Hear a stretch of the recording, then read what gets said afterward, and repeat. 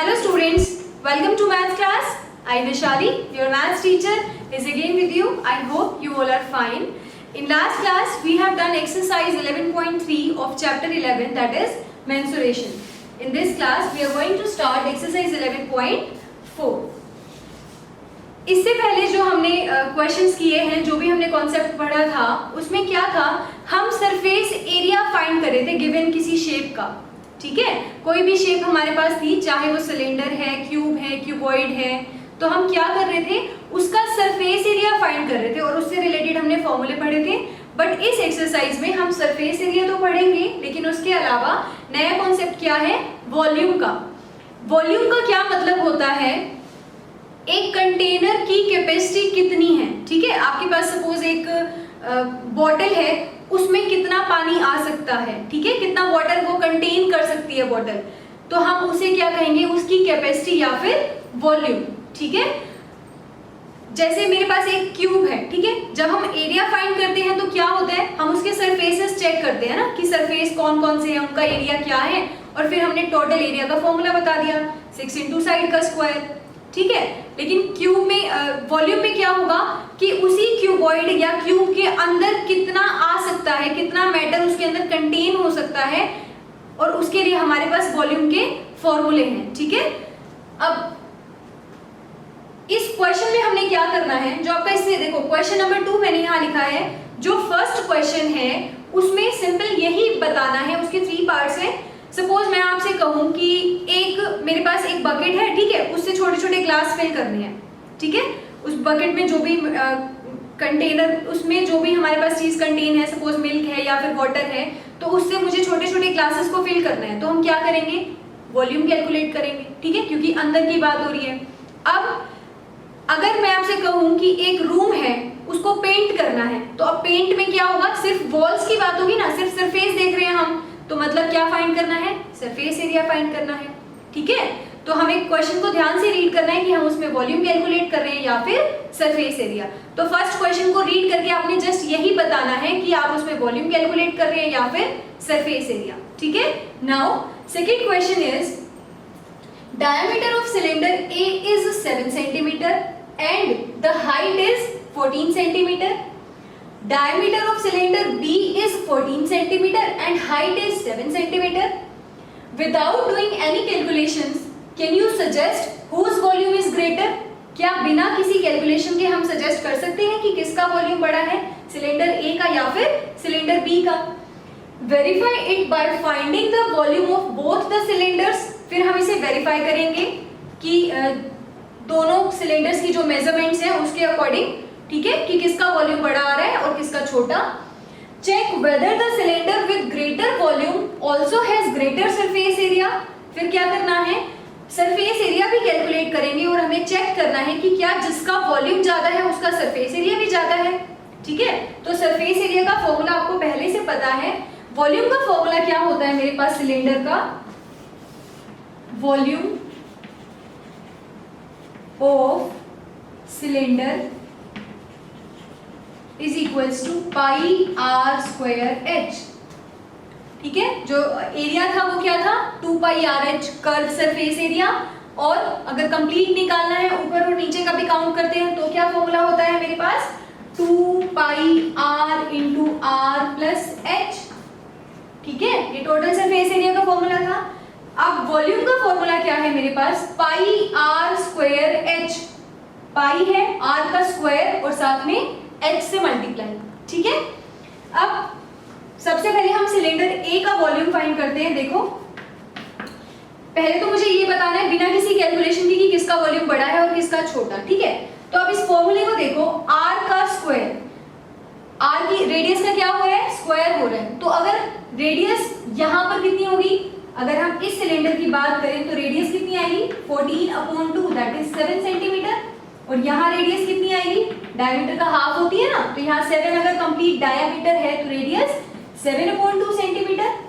ठीक है, यहाँ रेडियस 7 है, यहाँ रेडियस 7/2 है, बट रेडियस का स्क्वायर कर रहे हैं हम, है ना, तो रेडियस बड़ी कहाँ है, 7 का स्क्वायर करके और बड़ा आंसर आएगा. ठीक है, क्योंकि स्क्वायर से तो एकदम से ज्यादा वैल्यू आ जाती है हमारे पास. तो इसका मतलब किसका वॉल्यूम बड़ा होगा, सिलेंडर बी का। तो हम क्या रीजन लिखेंगे? Yes we can suggest that volume of cylinder B is greater than A. ठीक है, क्लियर? तो अभी हम इसको वेरीफाई करते हैं by calculation. Now for cylinder A, सारी मेजरमेंट्स लिखते हैं। रेडियस कितनी है सिलेंडर ए के लिए? क्योंकि डायमीटर 7 है तो रेडियस इसकी हाफ 7/2। ठीक है, और हाइट कितनी है इसके लिए? हाइट इज इक्वल टू देखो 14 सेंटीमीटर्स। इसका वॉल्यूम फाइंड करते हैं। Volume is equals to pi r square h, that is 22/7 into r का स्क्वायर। आर कितना है? 7/2, तो दो बार लिखेंगे क्योंकि स्क्वायर है, इंटू एच। एच का मतलब 14। नाउ 2 7s are 14, 7 से ये 7 कैंसिल, 2 1s are 2। ठीक है, ये 11 पे आया। अब जब हम इसकी मल्टीप्लाई करेंगे तो आपके पास 7 इंटू 7 49, और 49 को 11 से करोगे तो 539। अब जब आप इसकी यूनिट लिखेंगे तो ध्यान से लिखनी है। जब हम एरिया की यूनिट लिखते हैं तो सेंटीमीटर या मीटर स्क्वायर होता है। ठीक है, यहाँ क्या आएगा? Centimetre cube. ठीक है, देखो रेडियस का स्क्वायर तो मीटर स्क्वायर तो या सेंटीमीटर स्क्वायर तो यही हो गया। अब एक सेंटीमीटर स्क्वायर को, हाइट भी तो सेंटीमीटर में है ना, मल्टीप्लाई करेंगे तो सेंटीमीटर क्यूब। ठीक है, तो हमारे पास वॉल्यूम कितना आया? 539 सेंटीमीटर क्यूब। ऐसे ही अब सिलेंडर बी का चेक करते हैं। For cylinder B, R is equals to diameter upon 2, that is 14/2 means 7 centimeter, and height is equals to, height कितनी है इस बार? हाइट भी 7 है। ठीक है, अब क्या चेक करना है मुझे? इसका वॉल्यूम। तो volume is equals to pi r square h, that is pi की value 22/7 into r square, r means 2 बार 7 मल्टीप्लाई बाय, क्योंकि आर का स्क्वायर है ना तो 2 बार 7 मल्टीप्लाई किया, और h से मल्टीप्लाई फिर से तो 7 एक बार और, 7 1s are 7 कैंसिल हो गया।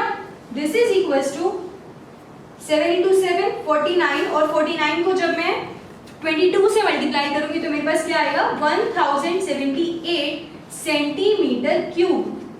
यूनिट ध्यान से लिखनी है, वॉल्यूम है ये। ठीक है, तो वॉल्यूम की यूनिट हम क्यूब्स में लिखेंगे। क्लियर? अब यहां से देखो किसका वॉल्यूम ज्यादा है? सिलेंडर बी का। यही हमने बताया था जब हमने सजेस्ट किया था, तभी यही कहा था। This implies volume of cylinder B is greater than volume of cylinder A. ठीक है, तो ये हमने वॉल्यूम कैलकुलेट किया है। अब हम इसका सरफेस एरिया भी कैलकुलेट करते हैं और चेक करते हैं कि कौन सा बड़ा है। अभी हमने इसके वॉल्यूम कैलकुलेट किए थे, अब हम देखते हैं इसका सरफेस एरिया। देखो सबसे पहले तो सरफेस एरिया का फॉर्मूला लगाने से पहले उस फिगर को ध्यान से देखो।